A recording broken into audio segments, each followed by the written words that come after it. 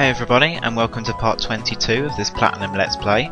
On the last episode we took on Barry and we then went to Iron Island. On this episode I think we're going to be taking on the gym. Who do I want to lead with? Let's go with Scooby-Doo. This isn't a particularly difficult gym. You're going to see a lot of steel types. But essentially you're going to be seeing Steelix and Magnemite for the entirety of the gym. In Diamond and Pearl rather, you'll be seeing basically just Onyx and Steelix, which is a bit rubbish, but anyway. So Black Belt Ricky has a Steelix level 38. Try and hit most of these things in here with special moves, as it will typically be their weaker stat. As a general rule, fire types generally do the best in here. However, water types generally do quite well. Ground types do okay against some of the Pokemon, as well as fighting types. But fire is generally your best bet. But yeah. Okay, so Worker Gary has a Magnemite, level 37. I have absolutely no idea why that is not a Magnezone by now. Although, spoiler alert, we don't see an actual Magnezone until Victory Road, despite how high level these things are. But anyway, so that move was devastating. Yes, it was, because you're using a Steel type. Okay, so you essentially want to be navigating around the gym using these lifts. You can generally tell which one goes where. But you know, it's easy just to try everywhere. Okay, so Worker, I missed the name, has a Magnemite, level 37. Kill it with fire. Scooby-Doo is probably going to be my best bet against most of the Pokemon in this gym. There will be a few exceptions. But as for right now, he'll generally be doing the best. Okay, so let's kill everything with fire. There's another Magnemite, level 34. And finally, a third Magnemite, level 34. So nothing too special here. In Diamond and Pearl you'll get sick of seeing Onyx and Steelix. In this game you'll be sick of seeing Steelix and Magnemite. And there's going to be loads of Magnemites in the 8th gym as well, which is, you know, just awesome. But anyway, okay, so this looks like to be a dead end, so let's head down. We can see from up there that that one to the right of that one isn't worth using. And if we use this one, we'll end up going down to here. So we want to be going this one.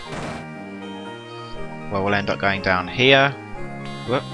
Be prepared for this guy, especially in Platinum, because this guy uses a very, very difficult Pokemon. And Ace has the knowledge of and experience of battling at high levels. I'll demonstrate what that means to be a noob like you. A noob like me, well, you're certainly confident. Anyway, so Ace Trainer Caesar has a Scizor, level 40. This thing needs to be killed with fire. This thing is incredibly strong. It's not that fast, but it's incredibly strong. Has great defences, only one weakness, although that one weakness does kind of cripple it, because fire just melts it. But yeah. In Diamond and Pearl he has a Skorupi. I always remember that. Okay, so let's put Spaghetti up to the front, because there seems to be a load of Magnemites in here. And Grass will be doing a ton to the Steelixes, so let's head up. This way goes nowhere. So let's head up here. That way goes nowhere. So we want to be heading up here. Whoops. Pokemon and people have worked together for many years. Let us show you an example of that history. You didn't say anything about strength. Anyway, so Worker Gerardo has a Magnemite, level 35. nail it with an earthquake. I wonder if this guy's got 2 Magnemites. Wouldn't be surprised. And another Magnemite, yeah. I'm still not surprised. Right, so let's earthquake it again.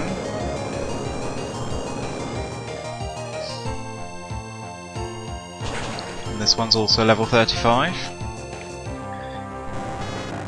The Pokemon in here have had their levels juiced up a little bit, which is kind of nice. A spectacular loss, but it's still a loss. That's true, it is. Okay, so I reckon this guy's probably got a Steelix, but we'll see. We're coming out swinging with super heavy judo chops. Okay, I'm happy for you, I guess. Anyway, so Black Belt David has a Steelix, level 35. I'm gonna Grass Knot this thing rather than Earthquake, because it's probably gonna do more. Special side, and it's incredibly heavy, so Grass Knot will be doing a ton. And he also has another Steelix. Huh. So let's Grass Knot this one as well.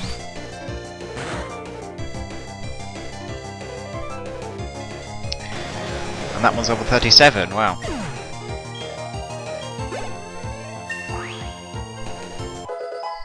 Okay, so grow level 39. That was a complete trashing. Yes, it was. On your behalf. On your side, I meant.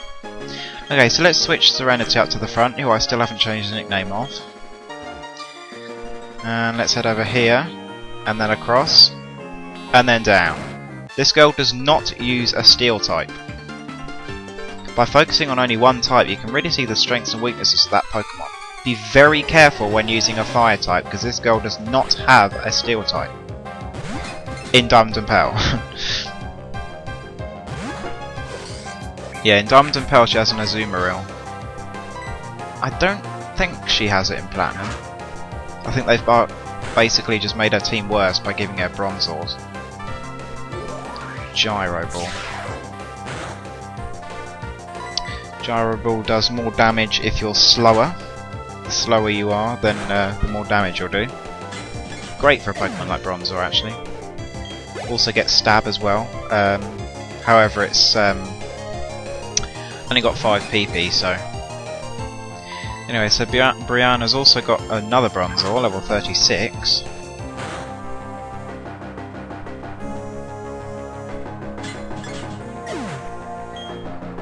And finally, she has a third Bronzor. Level 38.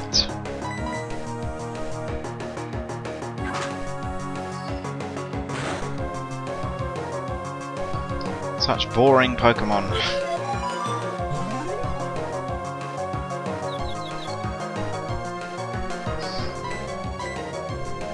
Ugh. Hit, please. Or not. Let's get hit with another freaking Gyro Ball. So let's just try and hit it with another Brick Break. Luckily that gets off.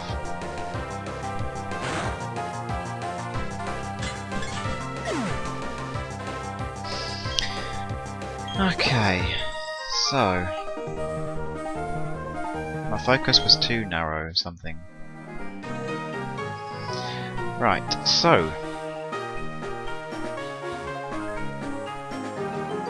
whoop, I can't control this. Okay, so when you get to this red one, you're going to be going up to the gym leader. Who do I want to be leading with? Spaghetti. Although essentially I could lead with anyone. I don't tend to struggle with Steel types. Anyway, so this is Byron. Ah, that's Oreburg City's gym badge. I see, you've defeated my son. But that's no surprise, he still has much to learn. In place of my son Rourke, I, Byron, will take your challenge. So, this is the fight against Byron, the Steel type master. He changes his team from Diamond and Pearl ever so slightly. In Platinum, he leads with a Magneton, level 37, Electric Steel type with the ability Magnet Pull, with the moves Flash Cannon, as you're seeing, Thunderbolt, Tri-Attack, and Metal Sound. Be very careful with Metal Sound. In Diamond and Pearl, he leads with a Bronzor, level 36, Steel Psychic type with the ability Levitate, with the moves Flash Cannon, Extra Sensory, Confuse Ray, and Hypnosis. Hit Magneton with a Fire, Fighting, Fire, Fighting, or Ground type move. Bronzor with Fire. Who do I want to be killing this with? I may just stay in actually. Okay, so this is Steelix, level 38, Steel Ground type with the ability Rockhead, with the moves Flash Cannon, Earthquake, Ice Fang, and Sandstorm. In Diamond and Pearl he also has a Steelix, level 36, Steel Ground type with the ability Sturdy, with the moves Gyro Ball, Ice Fang, Dragon Breath, and Sandstorm. Try and not let this thing set up for Sandstorm, as his final Pokemon is part Rock, so it will be getting a 50% special defense boost in the Sandstorm, so be careful with that. Okay, so let's take that thing out. And lastly, the star of his show. Okay, who do I want to be taking this thing out with? Serenity will do quite well. This guy is much worse in Diamond and Pearl, just let it be known. Okay, so this is Bastiodon, level 41, Steel Rock type with the ability Sturdy, with the moves Metal Burst, Stone Edge, Taunt, and Iron Defense. In Diamond and Pearl, he has a Bastiodon, level 39, Rock Steel type with the ability Sturdy, with the moves Flash Cannon, Ancient Power, Iron Defense, and Rest. In Diamond and Pearl, he has a Chesto Berry. In Platinum, he has a Citrus Berry. This thing is incredibly defensive. However, it's got 4 times weaknesses to both to both fighting and ground. But it is also quite weak to water. And I can't think of anything else actually. It's not weak to fire. I think it is just literally weak to those types. It's got to be weak to something else. Whatever. Anyway, so we get the Mind Badge. Having the Mind Badge enables you to use the hidden move Strength anytime outside of battle, and you now have 6 gym badges. That means all Pokemon up to level 70 will obey you without question. Here, take this too. So this is TM91 for Flash Cannon. It's a 90 power Steel type move, special, has 10% chance of lowering the opponent's special defense. Is great for Empoleon as a secondary stab move.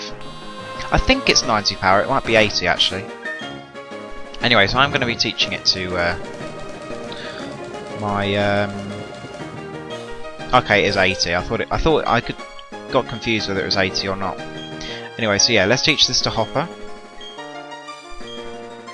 I think we'll get rid of Metal Claw. Okay. Right, so now you do have strength. You can make your way over to the Wayward Cave, where you can pick up Gibble and the Earthquake TM in Diamond and Pearl now. But of course you don't need to in Platinum. Hey, that's the Mind Badge. Good going. You're tough enough to consider becoming the Pokemon champ. Of course I'm tougher, so it's not actually going to happen. Anyway, Sean, come with me to the library.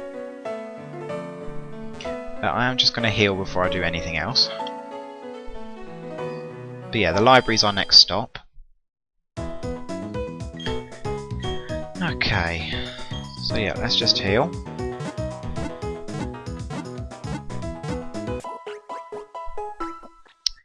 And let's wind our way back to the library.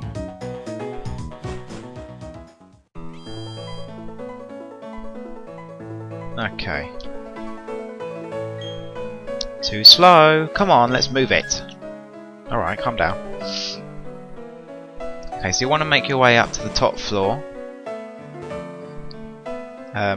where loads of people are going to be waiting for you. Basically just Dawn and Professor Rowan. Everyone's going to be waiting. Okay, Gramps, I brought Sean, just like I said. Alright, I'll be out of here. Okay, I get it. Everyone's here finally. Sean, everyone, listen. You may have forgotten already, no, but I studied the evolution of Pokémon. But the more I study, the more mysteries appear and multiply. Pokémon that evolve and those that don't, what makes them different from each other? Do those that are immature as living beings evolve to ones more mature? If so, what do we make of the legendary Pokémon that don't evolve? Or do we assume that the legendary Pokémon are complete as creatures? This is where you three come in. In the 3 lakes of Sinnoh there are said to be Mirage Pokémon. If we can obtain data on them, it may shed some light on how the process of evolution works. I need help from each one of you on this grand undertaking. Help me find these Pokémon that are considered to be mirages. What are you saying? I didn't get a Pokédex.